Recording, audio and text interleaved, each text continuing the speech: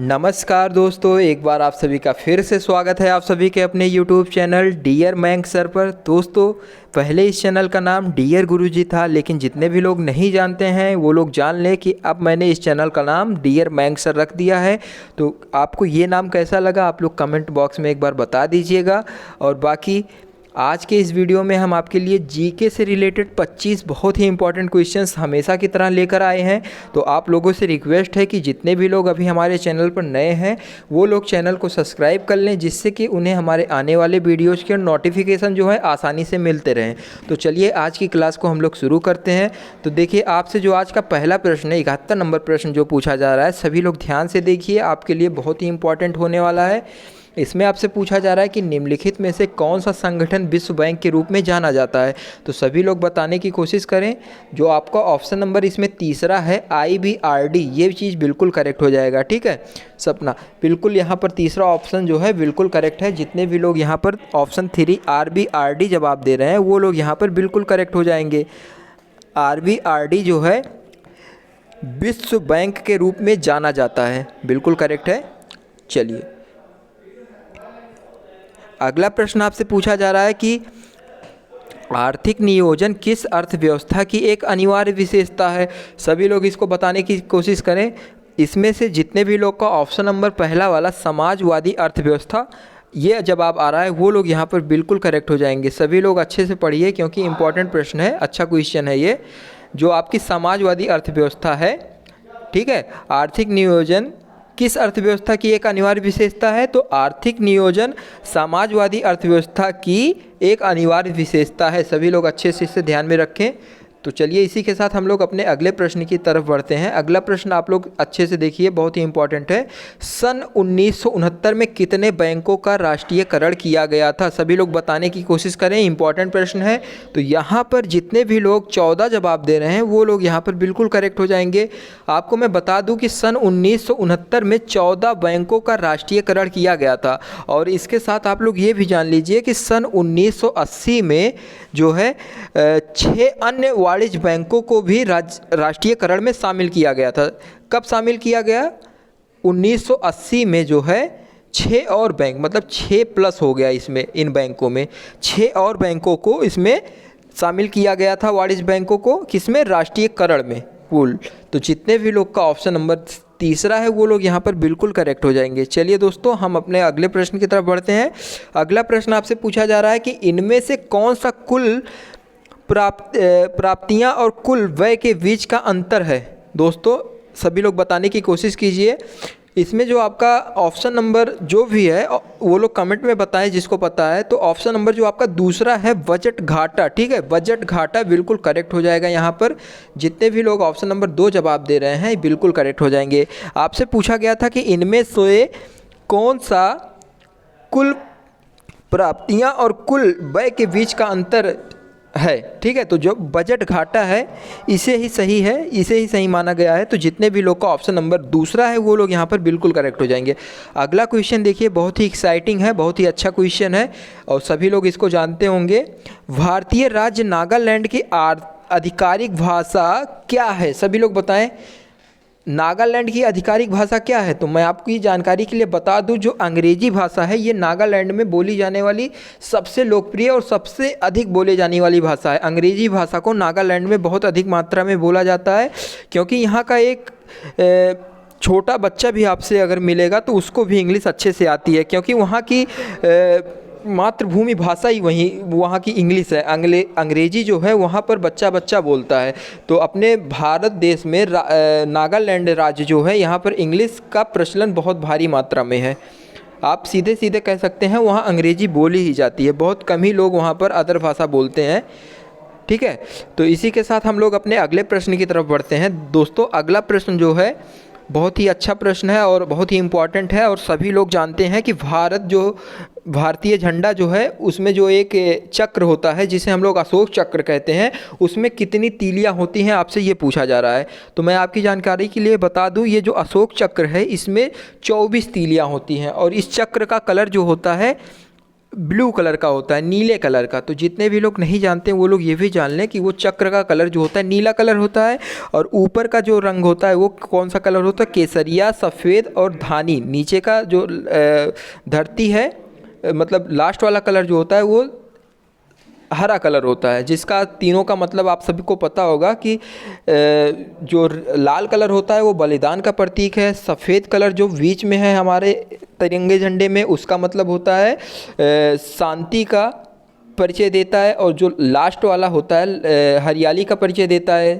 ठीक है, तो जितने भी लोग को नहीं पता है ये पॉइंट भी आप लोग अच्छे से याद रखिए, बहुत ही इंपॉर्टेंट है। चलिए बढ़ते अपने अगले प्रश्न की तरफ। अगला प्रश्न देखिए, आपसे यहाँ पर क्या पूछा गया है। आपसे पूछा जा रहा है कि भारतीय संविधान का कौन सा अनुच्छेद पंचायती राज स्थापित करता है, बताने की कोशिश करें। आपसे यहाँ पर पूछा जा रहा है कि भारतीय संविधान का कौन सा अनुच्छेद पंचायती राज स्थापित करता है। तो आपको मैं बता दूं कि जो आपका ऑप्शन नंबर तीसरा है अनुच्छेद 40, ठीक है, ये यहाँ पर आपका बिल्कुल करेक्ट हो जाएगा। अरे ये वाला ऑप्शन नंबर तीसरा अनुच्छेद 40।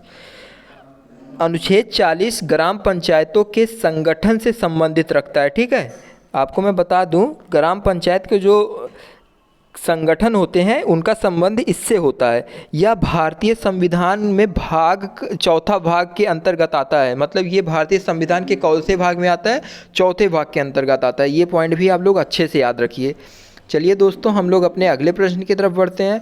अगला प्रश्न आपसे पूछा जा रहा है कि सुरसेन महाजनपद की राजधानी कहाँ थी। बताइए दोस्तों, बहुत ही इंपॉर्टेंट प्रश्न है। सुरसेन महाजनपद की राजधानी कहाँ थी। तो यहाँ पर मैं आपको बता दूँ, जो आपका ऑप्शन नंबर चौथा वाला है मथुरा, ये बिल्कुल करेक्ट हो जाएगा। ठीक है, आप लोग अच्छे से देख लीजिए और अच्छे से क्वेश्चन को दिमाग में रखिए, और चाहे तो आप लोग कॉपी और पेन रखिए, जो आपको भी इम्पॉर्टेंट पॉइंट लगे उसको नोट करते हुए चलिए। और यहाँ पर जो है मैं डेली आपके लिए 2 से 3 वीडियो प्रोवाइड करता हूँ। तो आपसे रिक्वेस्ट है कि आप लोग चैनल को अगर सब्सक्राइब कर लेंगे तो हमारे वीडियोज़ के नोटिफिकेशन आप सबको आसानी से मिल जाएंगे, तो जिससे आप लोग आसानी से हमारे वीडियोज़ को मिस नहीं कर पाएंगे और आसानी से इसको देख सकते हैं। तो आप लोगों से रिक्वेस्ट है कि वीडियो को ज़्यादा से ज़्यादा शेयर करें, जिससे कि और भी लोग इसका फ़ायदा उठा सकें, क्योंकि आप लोगों का जो एग्ज़ाम है बहुत समय अब नहीं है। आप लोग अच्छे से तैयारी करिए, आप लोग जुड़िए, ज़्यादा से ज़्यादा मैं वीडियो बनाने की कोशिश करूँगा आप लोगों की सहायता के लिए, तो बहुत ही हेल्प होता रहेगा आप लोगों का भी। तो आपसे यहाँ पर पूछा जा रहा था कि सुरसेन महाजनपद की राजधानी कहाँ थी। तो सभी को पता है मथुरा। ठीक है, जिनको नहीं पता है वो लोग जान ले। सुरसेन उत्तर प्रदेश के वर्तमान वज क्षेत्र से सदृश एक प्राचीन भारतीय क्षेत्र माना जाता है। ठीक है, तो इसकी राजधानी जो है मथुरा में थी। तो जितने भी लोग का ऑप्शन नंबर 4 जवाब आ रहा है वो लोग यहाँ पर बिल्कुल करेक्ट हो जाएंगे। अगला प्रश्न आपसे पूछा जा रहा है,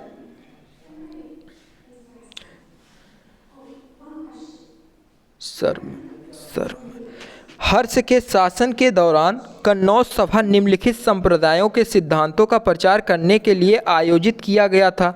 ठीक है, बताइए, हीनयान, महायान, श्वेतांबर, इनमें से कोई नहीं। तिलई, सभी लोग बताइए।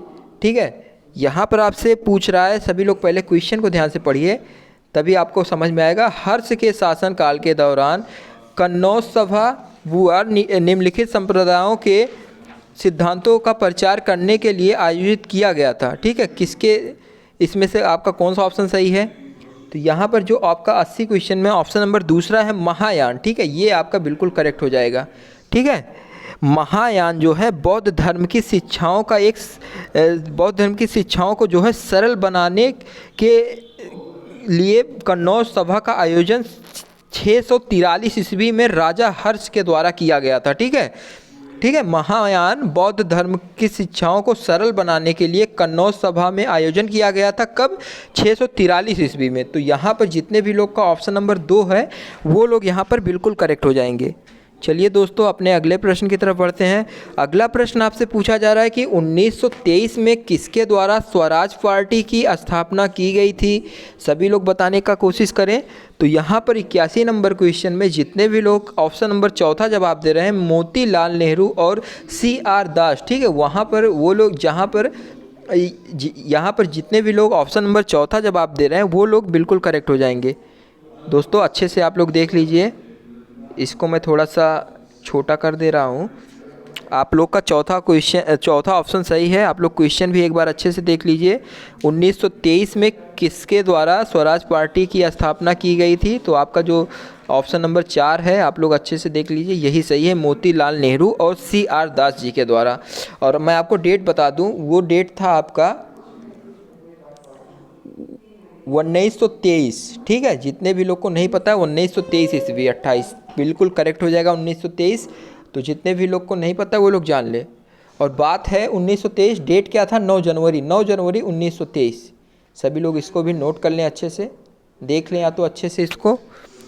चलिए, अगला प्रश्न आपसे पूछा जा रहा है कि किस वायसराय के शासनकाल के दौरान भारत के 11 राज्यों में पहली बार चुनाव कराए गए थे? सभी लोग बताएं।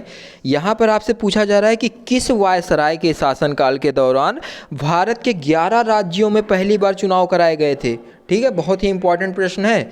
तो मैं आपको बता दूं कि इसमें जो आपका पहला ऑप्शन है यहाँ पर आपका जो पहला ऑप्शन है लॉर्ड लिनलिथगो। ठीक है, लॉर्ड लिनलिथगो जो है आपका पहला ऑप्शन, ये बिल्कुल करेक्ट हो जाएगा। तो जितने भी लोग का यहाँ पर ऑप्शन नंबर पहला आ रहा है वो लोग यहाँ पर बिल्कुल करेक्ट हो जाएंगे। थोड़ा सा हार्ड नाम है पढ़ने में, लॉर्ड लिनलिथगो। आप लोग तोड़कर इसको पढ़ सकते हैं। थोड़ा सा आज गला बैठा है इसलिए मुझसे भी फिसल गया जुबान से। तो जितने भी लोग का ऑप्शन नंबर यहाँ पर पहला है वो लोग यहाँ पर बिल्कुल करेक्ट हो जाएंगे। किस वायसराय के शासनकाल के दौरान भारत में 11 राज्यों में पहली बार चुनाव कराए गए थे? तो आपका जो पहला ऑप्शन है, जो वायसराय था उसका नाम था लॉर्ड लिनलिथगो। ठीक है, चलिए दोस्तों, इससे स्पष्ट होता है कि आप लोगों को समझ में आया होगा।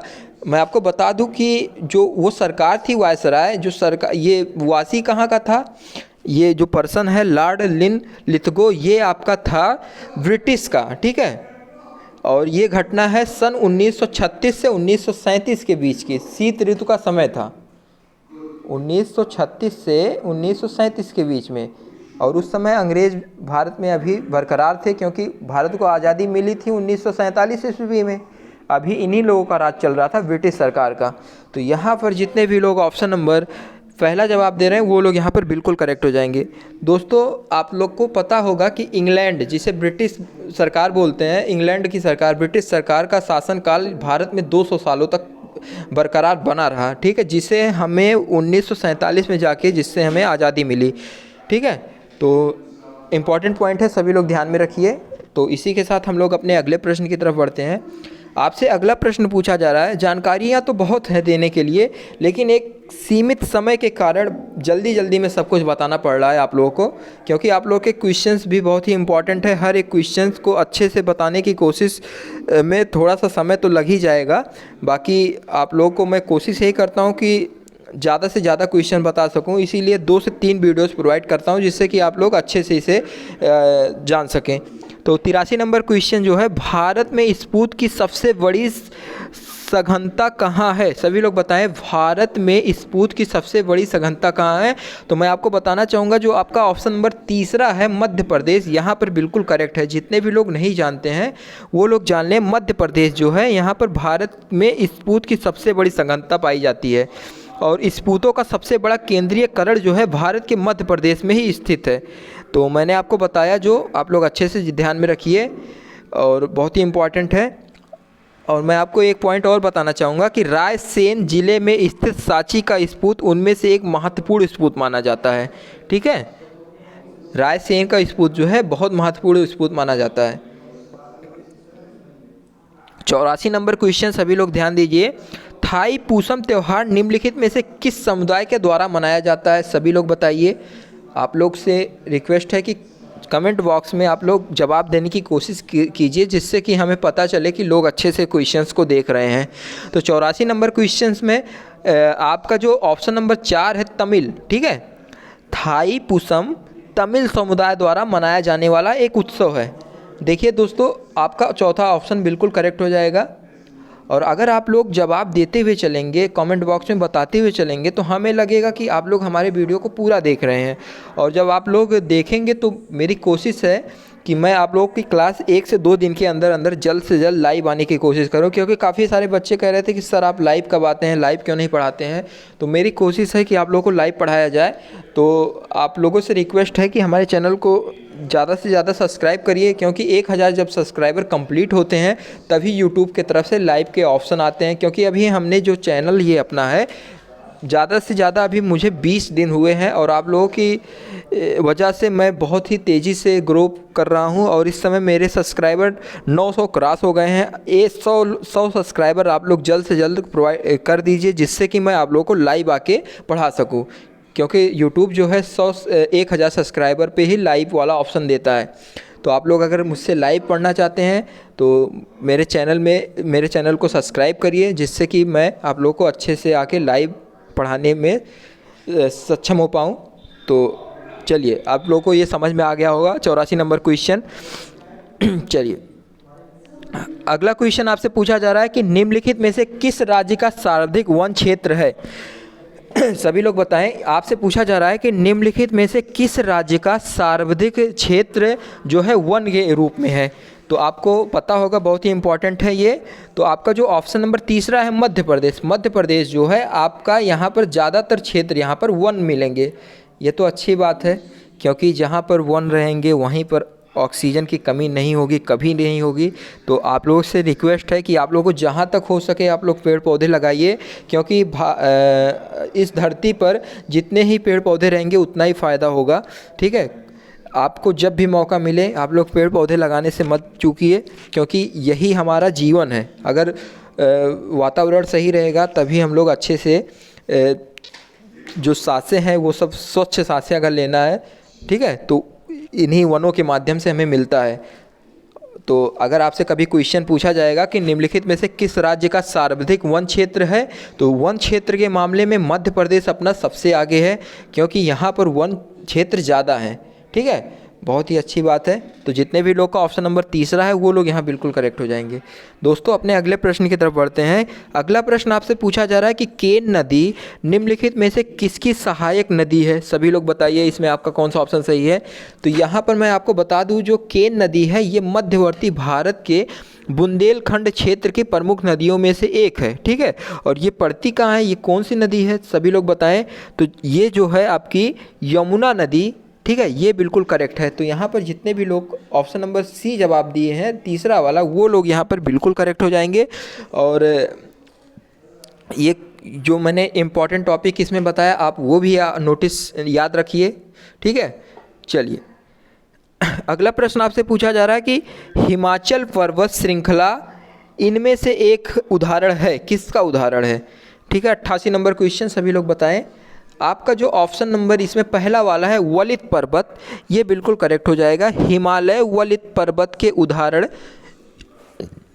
है। तो आपका जो वलित पर्वत है ये हिमालय पर्वत का एक उदाहरण है। हिमालय पर्वत की श्रृंखला का एक उदाहरण आपका वलित पर्वत है।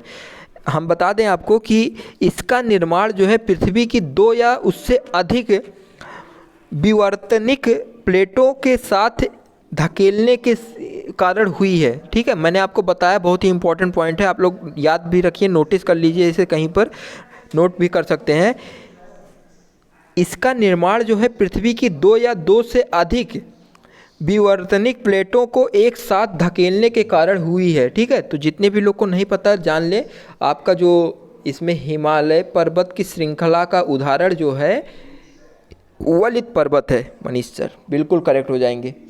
चलिए, आपका 89 नंबर क्वेश्चन जो पूछा जा रहा है कि भारत के किस राज्य में ऊन सर्वाधिक उत्पन्न होता है। बताइए, अगर आपको याद हो तो बताइए। आप लोग बचपन में भी इसको पढ़े होंगे अपने किताबों में, 6, 7, 8 में इस तरीके के क्वेश्चंस आपको पढ़ने को मिलते होंगे एसएसटी में। तो आपका जो ऑप्शन नंबर इसमें दूसरा है राजस्थान, बिल्कुल करेक्ट हो जाएगा, बिल्कुल सही है यहाँ पर। तो जितने भी लोग का ऑप्शन नंबर 2 है वो लोग यहाँ पर बिल्कुल करेक्ट हो जाएंगे। सभी लोग अच्छे से ध्यान में इसको नोटिस कर लीजिए। आपका राजस्थान जो है ये बिल्कुल करेक्ट आंसर हो जाएगा। भारत के किस राज्य में ऊन सर्वाधिक उत्पन्न होता है, तो राजस्थान में होता है। सिंपल है। निम्नलिखित में से कौन मौसम का एक तत्व है, सभी लोग बताएं। निम्न में से कौन मौसम का एक तत्व है, बताइए। आपका मोटर, इसमें आपका पहला ऑप्शन पवन, तापमान, नमी, उपयुक्त में से सभी सही हैं क्या? 90 नंबर क्वेश्चन, हमें तो लग रहा है सभी सही हैं। जी हाँ दोस्तों, आपका ऑप्शन नंबर 4 जो है बिल्कुल करेक्ट है। आप लोग एकदम अच्छे से देख लीजिए, निम्न में से कौन मौसम का एक तत्व है? सभी तो सही लग रहा है, पवन भी है, तापमान भी है, नमी भी है। असमंजस में मत रहिए, चौथा ऑप्शन आपका बिल्कुल करेक्ट हो जाएगा। चलिए अगला प्रश्न आपसे पूछा जा रहा है कि भूकंप की तीव्रता को मापने वाला स्केल जो है इसे कहाँ पर इस्तेमाल किया जाता है? इसका क्या इस्तेमाल है, कैसे इस्तेमाल है इसका? मीट्रिक पैमाने पर, या रिएक्टर पैमाने पर, या एपीसेंटर पैमाने पर, या आपका भूकंप मापने पर पैमाने पर, स्केल पर? अपने आप तो कोई बता नहीं सकता, मुझे ही बताना पड़ेगा। इसमें जो आपका ऑप्शन नंबर दूसरा है रिएक्टर पैमाना, ये बिल्कुल करेक्ट है। तो जितने भी लोग ऑप्शन नंबर दूसरा वाला जवाब दिए हैं वो लोग यहाँ पर बिल्कुल करेक्ट हो जाएंगे। 91 नंबर क्वेश्चन। मैं आपको बता दूं कि रिएक्टर जो पैमाना है इसका स्केल है, इसको सर्वप्रथम कब इसका मापन किया गया था? सन 1935 ईस्वी में California institute of India technology के चार्ल्स एफ रिएक्टर द्वारा भूकंप के आकार की तुलना करने के लिए इसका सबसे पहले यूज हुआ था। ठीक है, ये पॉइंट जो मैंने आपको बताया, आप इससे चाहिए तो एक बार थोड़ा सा 10 सेकंड पीछे करके इसको आप दोबारा सुन सकते हैं। इंपॉर्टेंट पॉइंट है, आप लोग इसे नोट भी कर सकते हैं। चलिए अपने अगले प्रश्न की तरफ बढ़ते हैं। अगला प्रश्न आपसे पूछा जा रहा है कि निम्नलिखित में से किसकी विशिष्ट ऊष्मा का मान सर्वाधिक होता है? बताएं सभी लोग, निम्नलिखित में से किसकी विशिष्ट ऊष्मा का मान सर्वाधिक होता है? तो 92 नंबर क्वेश्चन में जितने भी लोग का ऑप्शन नंबर तीसरा पानी, जो आपका पानी है, मैं आपको बता दूं कि हाइड्रोजन को छोड़कर जल वह तत्व है जो विशिष्ट ऊष्मा को सर्वोच्चतम श्रेणी में रखा गया है। ठीक है, तो जितने भी लोग का ऑप्शन नंबर सी है पानी, वो लोग यहाँ पर बिल्कुल करेक्ट हो जाएंगे। दोस्तों इसी के साथ हम लोग अपने अगले प्रश्न की तरफ बढ़ते हैं। अगला प्रश्न आपसे पूछा जा रहा है कि एक कृत्रिम उपग्रह पृथ्वी के चारों ओर वृत्ताकार कक्ष में घूमती है, कौन सा मात्रक नियत रहता है? सभी लोग बताएं कौन सा मात्रक नियत रहता है। 93 नंबर क्वेश्चन। तो यहाँ पर जितने भी लोग का ऑप्शन नंबर दूसरा वाला कोणीय गति ये आ रहा है, वो लोग यहाँ पर बिल्कुल करेक्ट हो जाएंगे। ठीक है, कोणीय गति जो है, कोणीय विस्थापन, ये बिल्कुल करेक्ट हो जाएगा। दोस्तों मैंने कोणीय गति बताया, कोणीय विस्थापन नहीं, गलती से लग गया उस पर टिक। आपका जो ऑप्शन नंबर दूसरा है कोणीय गति, ये बिल्कुल आपका करेक्ट हो जाएगा। एक कृत्रिम उपग्रह पृथ्वी के चारों ओर वृत्ताकार कक्ष में घूमती है, ऐसी स्थिति को किस मात्रक में मापा गया, किस मात्रक में नियत रहता है ऐसी स्थिति? तो आपका जो कोणीय गति है इसी में ये नियत रहता है, इसी मात्रक में ये नियत रहता है। तो जितने भी लोग का ऑप्शन नंबर 2 है कोणीय गति, वो लोग यहाँ पर बिल्कुल करेक्ट हो जाएंगे। इसी के साथ आप लोग ये भी जान लीजिए कि जब एक उपग्रह पृथ्वी के ओर चारों ओर परिक्रमा करता है तो इसका कक्ष वृत्ताकार होता है, और वृत्ताकार कक्ष में गति करते समय उपग्रह की गति जो है समान रहती है। तो जब ऐसा होता है तब क्या कहते हैं हम उसको? कोणीय गति कहते हैं। सभी लोग ध्यान से देख लीजिए, सुन लीजिए, बहुत ही इंपॉर्टेंट पॉइंट मैंने बताया। तो इसी के साथ हम लोग अपने अगले प्रश्न की तरफ बढ़ते हैं। अगला प्रश्न आपसे पूछा जा रहा है कि जरा दूरदृष्टि प्रेस बायोपिया को ठीक करने के लिए, ठीक है, जरा दूरदृष्टि, ठीक है, ये एक रोग है जिसको हम साइंस की भाषा में क्या बोलते हैं? प्रेस बायोपिया को ठीक करने के लिए निम्नलिखित में से किस लेंस का प्रयोग किया जाता है? ठीक है, दूर की दृष्टि को अवतल, उत्तल, या बेलनाकार, या बायफोकल। तो सभी लोग बताने की कोशिश करें, बहुत ही इंपॉर्टेंट प्रश्न है, सभी को आना चाहिए इसका आंसर। तो जो आपका बायफोकल है, सभी को ऑप्शन चौथा वाला बिल्कुल करेक्ट हो जाएगा। तो यहाँ पर जितने भी लोग का ऑप्शन नंबर बायफोकल आ रहा है वो लोग यहाँ पर बिल्कुल करेक्ट हो जाएंगे। सभी लोग ध्यान से देखिए कौन सी बीमारी का बात कर रहा है? प्रेस बायोपिया, जिसे हम हिंदी में क्या कहते हैं? जरा दूर दृष्टि। तो बिल्कुल करेक्ट है। इसके इलाज के लिए जो लेंस का उपयोग किया जाता है उसका नाम है बायफोकल। ठीक है दोस्तों, अब अपने अगले प्रश्न की तरफ बढ़ते हैं। ये आपका लास्ट प्रश्न है, सभी लोग अच्छे से देखिए। निम्नलिखित में से कौन सा रक्त प्रोटीन प्लाज्मा में पानी की मात्रा को नियंत्रित करता है? आपका जो इसमें ऑप्शन नंबर पहला है ये क्या सही है? एल्बुमिन, या आपका दूसरा, या तीसरा, या चौथा? तो जी हाँ दोस्तों, आपका पहला ऑप्शन एल्बुमिन ये बिल्कुल करेक्ट हो जाएगा। ठीक है, रक्त में एल्बुमिन के साथ प्लाज्मा प्रोटीनों की विशाल संख्या जो है अतिवृष्ट होती है। ये चीज़ आप ध्यान रखिए।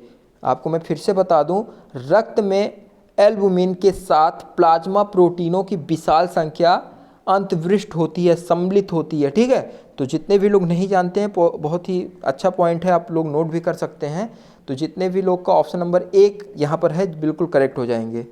दोस्तों इसी के साथ ये वीडियो यहीं पर समाप्त होती है, और इसी तरह के वीडियो मैं डेली बेसिस पर 2 से 3 प्रोवाइड करता हूं। तो आप लोगों से रिक्वेस्ट है कि इस चैनल को सब्सक्राइब करिए, जिससे कि आप लोगों को नोटिफिकेशन आसानी से मिल जाया करे। ठीक है, चलिए मिलते हैं अपने अगले वीडियो में, तब तक के लिए धन्यवाद। और अपना ख्याल रखिएगा और अच्छे से तैयारी करिए, क्योंकि एग्ज़ाम आने वाला है। Good bye.